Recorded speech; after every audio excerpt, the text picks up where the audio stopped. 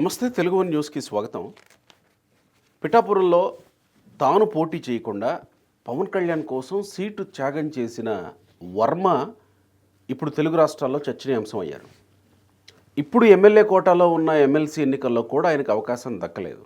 అయితే నిన్నటి నుంచి తెలుగుదేశం పార్టీ అభ్యర్థుల్ని ప్రకటించినప్పటి నుంచి అంతకు ముందు కూడా కొంత వర్గం వర్మకి అన్యాయం జరిగింది, వర్మని బలిపశువుని చేశారు, వర్మకి నిలువున ముంచేశారు అని కొంత వర్గం ఏముందో వైసీపీ నుంచి కొంత వైసీపీ అనుకూల మీడియా నుంచి ఇదే ప్రచారం.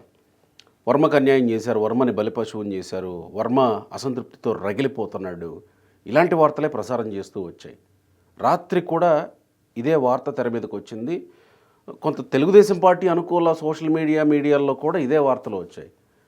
కానీ ఒక్కసారిగా షాక్ కొట్టినట్టు వర్మ తెర మీదకి వచ్చి ప్రెస్ ముందు మాట్లాడుతూ 23 ఏళ్లుగా తెలుగుదేశం పార్టీతో కొనసాగుతున్న చంద్రబాబు నాయుడు గారు, మా భావి నాయకుడు నారా లోకేష్ గారి నాయకత్వంలో పనిచేస్తాం, ఇప్పటికిప్పుడు న్యాయం జరగలేదని మాకేం లేదు, భవిష్యత్తులో న్యాయం జరుగుతుందని ఆశిస్తాం, మేము ఇలాగే కొనసాగుతామని వర్మ చెప్పేశారు. పైకైతే చెప్పేశారు, కానీ నిజంగానే వర్మ అన్యాయానికి గురవలేదా? నిజంగానే వర్మ సీటు త్యాగం చేసి వాస్తవానికి ప్రస్తుతం ఆయన అనుభవిస్తున్న మానసిక మనోవ్యధ గురించి చర్చించుకోవాల్సిన అవసరం లేదా? మనతో కిలార్ నాగార్జున గారు, ప్రముఖ రాజకీయ సామాజిక విశ్లేషకులు ఉన్నారు. నాగార్జున గారి వ్యూ ఏంటి వర్మ ఎపిసోడ్ని మొత్తం గమనిస్తూ వస్తున్నప్పుడు తెలుసుకుందాం. నమస్కారం నాగార్జున గారు. నమస్తే అండి. ఏంటి ప్రస్తుతం వర్మ అయితే బహిరంగంగా బయటకు వచ్చి లేదు మేము నాయకత్వంలోనే పనిచేస్తాం, కట్టుబడి పనిచేస్తాం, మీరు 23 ఏళ్ళుగా కొనసాగుతూ ఉన్నాం. ఇంకోటి ఏంటంటే ఇండిపెండెంట్గా పోటీ చేసి మరీ గెలిచాడు ఆయన, తర్వాత తెలుగుదేశం పార్టీలో చేరాడు. సో అలాంటి వర్మ త్యాగం చేసి ఈరోజు మళ్ళీ ఇక్కడ కూడా త్యాగం చేయాల్సిన పరిస్థితి వచ్చినప్పుడు నేను ఇంకా నిలబడతా అంటున్నాడు. ఇది ఆయన మనసులో నుంచి చెప్పిందేనే అనుకోవచ్చా? అంటే ఒకటండి, సహజంగానే ఆ రోజున ఉన్నటువంటి పరిస్థితులు అతను అర్థం చేసుకొని వర్మ గారు చంద్రబాబు నాయుడు గారి మీద ఉన్నటువంటి గౌరవంతో ఆయన ఒక మాట చెప్పగానే పక్కకు తప్పుకొని పక్కకి తప్పుకోవటమే కాకుండా పవన్ కళ్యాణ్ గారి విజయం కోసం ఎలాగ పాటుపడ్డారనేది మనం చూసాం. కరెక్ట్. కాబట్టి మెజారిటీ కూడా భారీ మెజారిటీతోటి గెలిచారు ఆయన. దాంట్లో ఎవరు కాదంటానికి లేదు. ఆయన యొక్క నిబద్ధతని మనం తక్కువ చేసి మాట్లాడటానికి లేదు. ఆ రోజున స్వయంగా చంద్రబాబు నాయుడు గారే నీకు ఖచ్చితంగా మంచి ఆపర్చునిటీ ఇస్తాను నువ్వు చేసినటువంటి త్యాగానికని ప్రామిస్ చేయడం జరిగింది. అయితే పవన్ కళ్యాణ్ గారు కూడా చెప్పారు. పవన్ కళ్యాణ్ గారు కూడా ఈయనకి చేసినటువంటి ఆయన ఉండబట్టే నేను గెలిచాను, నా గెలుపుకి ఎంతో దోహదం చేశారు, కాబట్టి ఆయనకి ఎప్పుడు కూడా నా గుండెల్లో ఉంటారని చెప్పిన మాట మనం మర్చిపోలేదు. అయితే రాజకీయాలు ఎలా ఉంటాయి అనేది మీకు తెలియదు కదా గోపి గారు. చెయ్యాలని ఉన్నా కొన్ని సందర్భాల్లో చేయలేనటువంటి పరిస్థితులు వస్తాయి. కొంతమందికి ఈ రాష్ట్రంలో ఉన్నటువంటి రాజకీయాల్లో ఉన్నటువంటి దౌర్భాగ్యం ఏంటంటే అర్హులైనప్పటికీ కూడా వాళ్ళు పుట్టిన కులమే ఒక్కొక్కసారి అడ్డుపడాల్సినటువంటి పరిస్థితి ఉంది. బట్ మార్నింగ్లోనే వేరే న్యూస్ ఛానల్ మాట్లాడుతూ నేను అది చెప్పాను. మీరు ఎంతసేపుడికి కుల సమీకరణాలు చూసి నేను ఒక ఎస్సీకి ఇచ్చేసాను, 2 బీసీలకి ఇచ్చేసాం కాబట్టి న్యాయం చేశామనేటువంటి భావనలో అందరూ ఉన్నారు, పార్టీ ఉంది, మిగతా నాయకులందరూ మాట్లాడుతున్నారు. ఓకే, కాదంటలేదు, వాళ్ళు కూడా డిజర్వింగ్ క్యాండిడేట్స్ అయ్యి ఉండొచ్చు. కానీ అగ్రకులాల వాళ్ళు సంబంధించిన వాళ్ళు అని చెప్పేసి అదేదో క్వాలిఫికేషన్ వాళ్ళకి డిస్క్వాలిఫై అవుతున్నారా ఆ దీని మూలాన ఈ సమీకరణాల్లోనే వర్మ గారికి ఇవ్వలేకపోయారు అనేటువంటిది నేను నమ్ముతున్నటువంటి, అంతకుమించి వేరే ఇదేం లేదు కదా. అక్కడ న్యాయం చేయాల్సినటువంటి బాధ్యత ఉందని అందరూ అంటున్నారు. అయితే గత కొద్ది కాలంగా మనం చూస్తున్నటువంటి ట్రెండ్స్ ఏంటంటే జగన్మోహన్ రెడ్డి గారు చేసేటువంటి ఏ చర్యని జగన్మోహన్ రెడ్డి గారి క్యాడర్ ప్రశ్నించట్లా. ఆయన దూకమంటే ఒకసారి దూకమంటే 2 సార్లు దూకుతున్నారు వాళ్ళు. అలాగే పవన్ కళ్యాణ్ గారి క్యాడర్ అంతా కూడా ఒకప్పుడు అగ్రెసివ్గా ఉన్నా అధికారంలోకి వచ్చిన తర్వాత పవన్ కళ్యాణ్ గారు గీసిన గీత దాటట్లేదు. కానీ విచిత్రంగా అత్యంత డిసిప్లిన్ కలిగినటువంటి పార్టీగా ఉన్న తెలుగుదేశంలో ఈసారి వచ్చిన తర్వాత నాయకుడు ఏం చేయాలనేటువంటిది ప్రజలు కార్యకర్తలు అంటే కార్యకర్తలు నాయకులు చెప్పేటువంటి పరిస్థితి వచ్చింది. కాంగ్రెస్లో ఉన్నటువంటి టూ మచ్ ఆఫ్ డెమోక్రసీ అంటారు చూసారా, అలా వస్తుందేమో అనిపిస్తుంది. ఒక్క క్షణం కూడా ఆయనకున్నటువంటి కంపల్షన్స్ ఏంటి అనేటువంటిది ఆలోచించట్లేదు. ఇప్పుడు చంద్రబాబు నాయుడు గారు లాంటి వ్యక్తి చూస్తూ వర్మ గారు లాంటి ఆయన పోగొట్టుకుంటారా? ఖచ్చితంగా ఆయన మాట్లాడి ఏదో సర్ది చెప్పడం మూలానే ఇవాళ బయటకు వచ్చి ఆయన నిబద్ధత కలిగిన కార్యకర్తగా నేను 23 ఏళ్ళుగా పనిచేస్తున్నాను కాబట్టి నేను ఈ పార్టీతోటే ఉంటాను అని చెప్పడం అనేటువంటిది అదొక భాగం. రెండోది, మనిషి నాకు బాధ లేకుండా ఎలా ఉంటుంది కదా. ఖచ్చితంగా ఇప్పుడు ఆయనకి లేకపోయినా ఆయన వెనకాల నిలబడ్డటువంటి వాళ్ళు ఏంటి, వాళ్ళు అంటారు కదా. ఒక్క తెలుగుదేశం పిఠాపురం కాన్స్టిట్యున్సీలో ఉన్న క్యాడర్ కాదు, రాష్ట్ర వ్యాప్తంగా ఉన్న క్యాడర్ కూడా వర్మకి న్యాయం చేయలేకపోవడం బాధాకరం కదా. ఖచ్చితంగా నేను ఇలాంటి ఫీలింగ్ 3 సందర్భాల్లో వచ్చింది. ఒకటి రఘురామకృష్ణరాజు గారి విషయంలో, రఘురామకృష్ణరాజు గారికి చేయటంలో చేయకపోవటంలో వెనకే ఉంది ముందే ఉంది, అది మళ్ళీ ఒక పెద్ద చర్చ. కానీ ప్రజాభిప్రాయం ఆయనకి వెంటనే మంచి పదవి ఇవ్వాల్సిందే అనేటువంటిది ప్రజల నుంచి వచ్చినటువంటి డిమాండ్.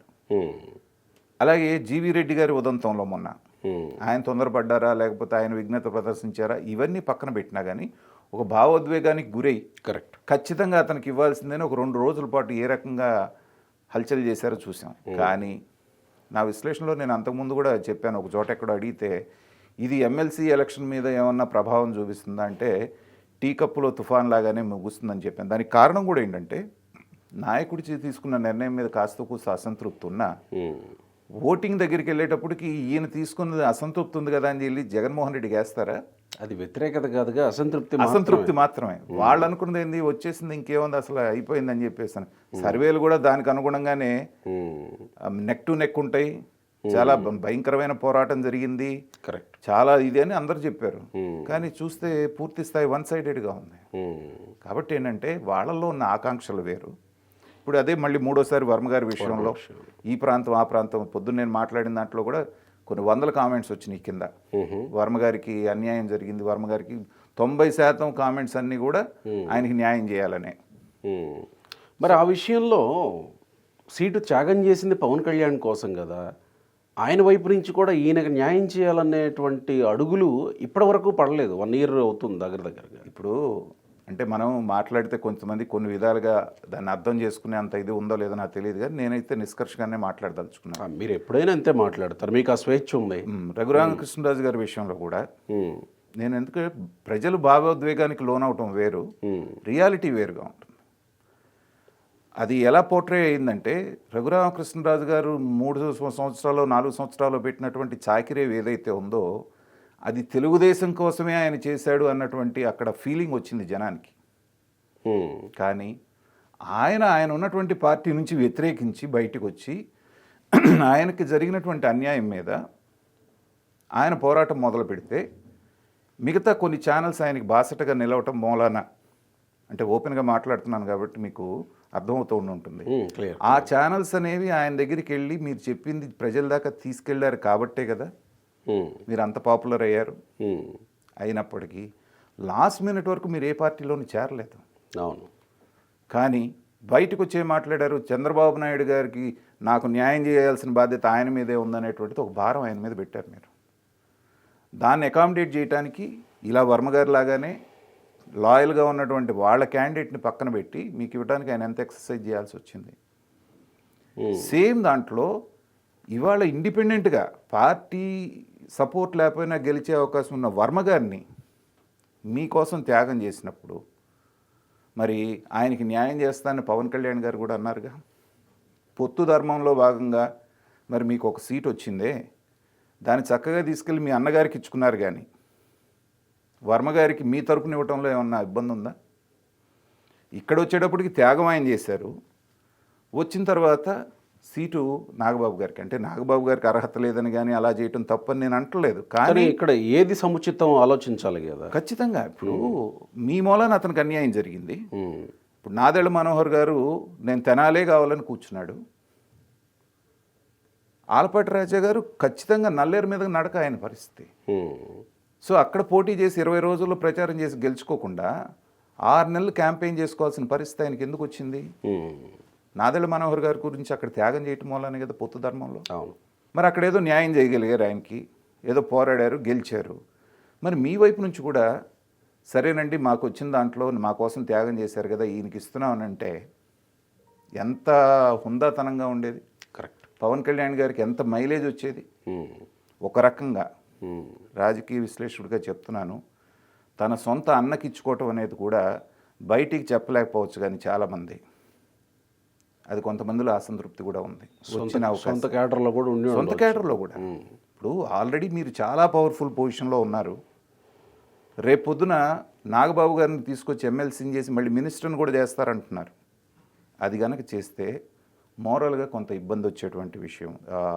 మోరల్గా కొంత ఇబ్బంది అంటే జనంలో ఒక రకమైనటువంటి పాపం అంటే పదవులు వీళ్ళకేనా, నిజంగా ఏ మాటకు ఆ మాట ఆ సైనికులు ఎంతగా పోరాడారు.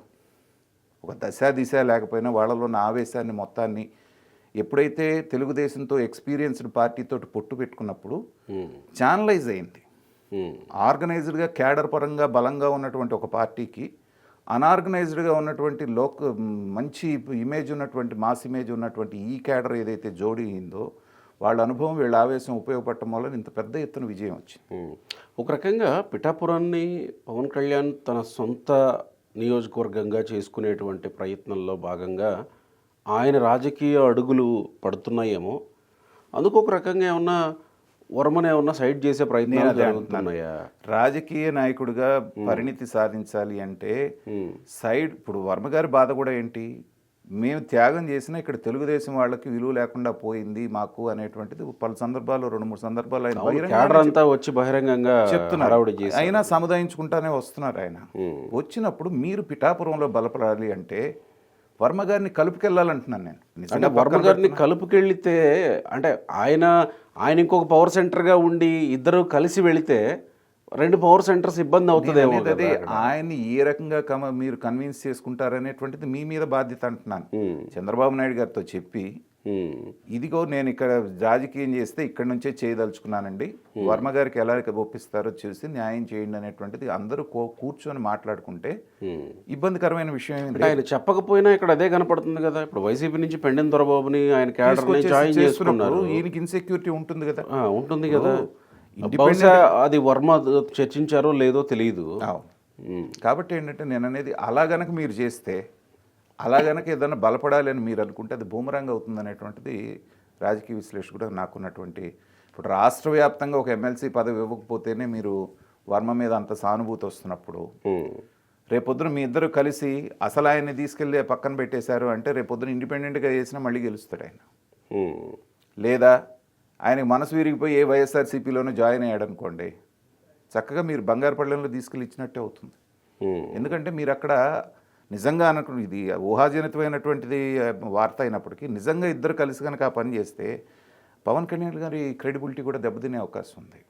కాబట్టి ఇది సున్నితమైనటువంటి అంశం. కాబట్టి అందరూ కూర్చొని నిజంగా పిఠాపురంలోనే నేను ఇదే నా రాజకీయ క్షేత్రం అని మీరు అనుకుంటే ఒప్పించి ఏదో రకంగా చంద్రబాబు నాయుడు గారితో నచ్చ చెప్పించో ఏదో ఆయనకు బలమైనటువంటి ఇది ఇచ్చుకొని చేసుకుంటాం ఒకటే మార్గం. కానీ ఇలా వెళ్తే ఇరు పక్షాలు కూడా నష్టపోయేటువంటి అవకాశం ఉంది. మరి తెలుగుదేశం పార్టీ ఆ విషయంలో ఎక్కడ వెనక్కి వెళ్లాల్సిన పరిస్థితులు వస్తున్నాయని అనుకోవాలి? అంటే స్వతహాగా చంద్రబాబు నాయుడు గారి మనస్తత్వం మనకు తెలుసండి. ఇవాళ బీజేపీకి ఒక సీట్ ఇవ్వాల్సిన అవసరం ఏముంది చెప్పండి? కరెక్ట్. 10 మంది ఎమ్మెల్యేలు, ఈవెన్ ఉన్నది ఎంతమంది ఉన్నారు అక్కడ? నీకు 8 మంది ఎమ్మెల్యేలా?